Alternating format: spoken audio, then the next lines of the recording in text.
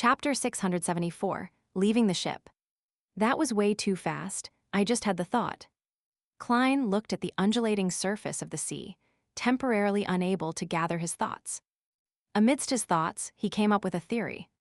King of Immortality Agolito's second mate, Slaughterer Kirches, is suspected to be a devil or even a desire apostle. He possesses the Beyonder powers to detect danger ahead of time and the ability to lock onto the source of the danger. Then, would the King of Immortality be a Sequence 4 demigod of the devil pathway to begin with? That's why once the crew of the future possessed the actual strength to deal harm to him with an actual plan in mind, he immediately sensed the problem and discovered the existence of Queen Mystic, so he didn't hesitate to retreat. Yes, this means Queen Mystic also had the intention of taking action. Otherwise, my thoughts would have only made King of Immortality sneer and retaliate crazily. This Beyonder power of the devil pathway is just too useful. Trying to ensnare the King of Immortality or his first mate, second mate, or third mate is quite impossible. Klein thought regretfully as he looked at Anderson Hood. The strongest hunter still showed a clear, warped expression, as though reeling in despair that his bad luck hadn't decreased.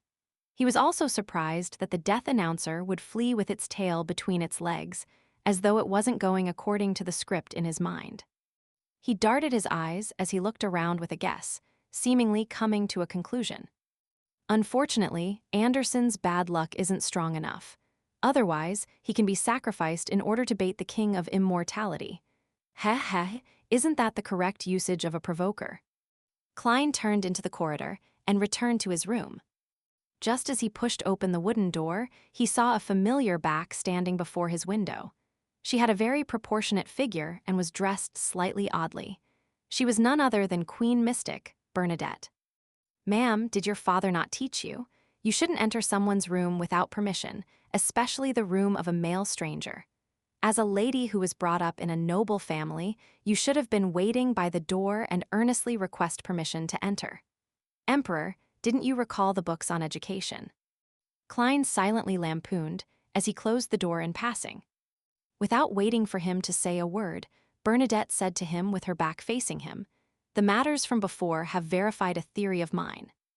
"What theory?" Klein repressed his curiosity as he asked with a deadpan expression. Bernadette didn't turn her head as she looked out at the calm sea surface.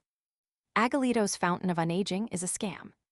If there really is a Fountain of Unaging, it would have been one of the main ingredients of a Demoness of Unaging, or it would be something that would be produced from their corpses. Therefore, any man who claims to have drunk from the Fountain of Unaging is lying. She didn't explain what a Demoness of Unaging was, seemingly certain that Jayaman Sparrow knew what it was. And even if he didn't know, he would have the means of figuring it out later. Fountain of Unaging, Demoness of Unaging, it does match. So the bloody text on that sailboat beside the ruin is to tell the world that the Fountain of Unaging is a scam. King of Immortality Agolito has released news of the Fountain of Unaging again and again in order to lure adventurers and pirates to enter dangerous waters and die, or to take the opportunity to slaughter them. It has strong vibes of a devil. It's no wonder Slaughterer Kirches warned me not to interfere. Klein thought for a few seconds and deliberately said in a ruminative tone, "Scam." Queen Mystic Bernadette nodded and said with a gentle tone, "This might be part of the ritual that Agolito needs for his advancement to Sequence 4. It might also be an action needed to digest the Sequence 4 potion." She paused as though making a silent sigh. Then, she said, "That's because the Sequence 4 of his pathway is demon." Demon sounds deceitful. Creating a treasure scam to harm others, that does match the style of a demon. Klein was instantly enlightened. At this moment, Queen Mystic turned around as she cast her gaze through her checkered black veil and towards Jayaman Sparrow's eyes. "It's my turn to provide information." Klein deliberated for 2 seconds. According to the analysis of limited diary entries, Emperor Roselle suffered an extreme predicament in his later years. This forced him to come up with the idea of attempting something crazy. In this aspect, he was extremely frank. This was because the diary entries he had received up to date didn't reveal what Emperor Roselle wished to do in his later years, what predicament he was in, or what crazy action he did. Therefore, by providing this piece of information, he was hinting to Bernadette that to know the truth, she had to hand over the diary entries of Emperor Rozel's critical period to Admiral of Stars Catlia. Bernadette remained silent for a few seconds. As the dark clouds moved through the sky, allowing the sunlight to shine from the outside, the queen that reigned over the 5 seas suddenly dissociated like bubbles, shattering and disappearing. The light refracted from the bubbles had produced different colors, filling the room with a fairy tale-like dreamscape. If not for the hidden sage, the mystery prior pathway is really interesting. Klein reflected as he tapped his left thumb on the first segment of his index finger twice. He activated his vision of spirit body threads, but he didn't discover any additional black threads. This meant that Bernadette had already left. Phew! Klein silently sighed and quickly deactivated the vision. Just as he was about to lie in bed to take a rest, he heard brisk footsteps approach. Knock, knock, knock. Someone knocked at his door. Who is it? Klein sat up. It's me, Catlia's voice sounded.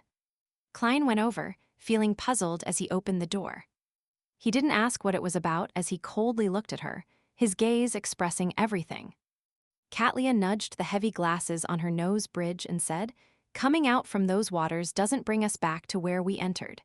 We are less than 100 nautical miles away from Tosgarter Island. It will take about 3 days to Nuz. Where do you wish to return to?" The entrance and exit are different. Klein was surprised as he asked in a confirming manner, "Then, is it possible to enter those waters from this place?" "No, we will directly fall into that bottomless ravine of the ocean. According to the results of divination, the people who did so are dead in the true sense of the word," Catlia explained simply. "Is that so?" Klein thought before saying, "To Tosgarter Island."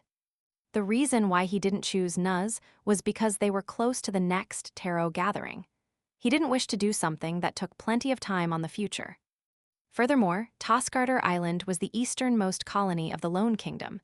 The currency used was pence, soli, and gold pounds. Klein no longer needed to consider the problem of foreign exchange. All right, Catlia had no views on this. Watching her turn and walk to the captain's cabin, Klein shook his head slightly and sighed inwardly. If you had come earlier, you would have met Queen Mystic. In the evening, the future arrived at the port of Tosgarter Island as it forcefully docked there. Klein, dressed up as a gentleman, carried his leather suitcase and came to the deck. He then handed over the final payment placed in his 2 pockets to Admiral of Stars Catlia. After subtracting the pugilist beyonder characteristics worth 700 pounds, it was a total of 1,300 pounds. As such, Klein's wealth was reduced to 8,436 pounds and 5 gold coins. Catlia received it in silence and opened her mouth as though she wanted to say something, but she ultimately didn't say a word. "Are you getting off here, or are you going somewhere else?" She turned to look at Anderson Hood. Realizing that Jayaman Sparrow was about to leave, and that he was on a pirate ship with him hunting several pirates in the past, Anderson immediately smiled. "I'll get off here. You can now make payment." Catlia didn't spare him just because Anderson had borrowed clothes from the pirates. "All right." Anderson didn't hide his heart-aching expression as he reached out and pulled off an ordinary button in the middle of his shirt. Reluctantly, he handed it over. "This is what I acquired from those waters. It's from the corpse that originated from an explorer from the Lone Military. I'm not sure of its original name, and I can only call it by its corresponding sequence 6 due to the powers it exhibits. Yes, Judge. Its negative effects aren't especially strong. It makes its wearer easily offend people or monsters. Perhaps one might end up being targeted by a demigod. This isn't something you can call not especially strong. If I were Admiral of Stars, I would have chosen that sword of yours." Klein lampooned as he watched Catlia receive Anderson's payment for the boat ride. He didn't bother with their affairs as he lifted his suitcase and left the future, arriving at the pier of Tosgarter Island. Bang! Anderson Hood leaped off the deck and landed beside him. "Let's get some drinks to celebrate our departure from those cursed waters." The hunter invited him with excitement in a relaxed manner. Klein swept his glance at him, refusing his offer with his eyes. All he wanted was to put a distance between him and this fellow who had bad luck and a provocative halo. All right. Anderson looked to his sides, cleared his throat, and said, "Can you lend me money?